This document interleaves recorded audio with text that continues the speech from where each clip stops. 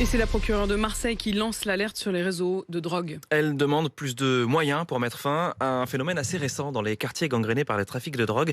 Écoutez bien, ce sont des adolescents qui sont maintenant recrutés partout en France, pas seulement à Marseille, partout en France via les réseaux sociaux pour jouer les guetteurs au pied des tours.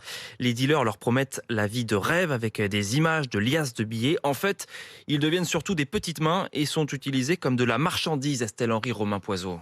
Ils ont 14, 15, 16 ans, viennent de toute la France pour un contrat à durée déterminée. À Marseille, un contrat dans le trafic de stupéfiants. Ces jeunes-là, ils sont recrutés à travers les réseaux sociaux, des annonces en CDD, en CDI.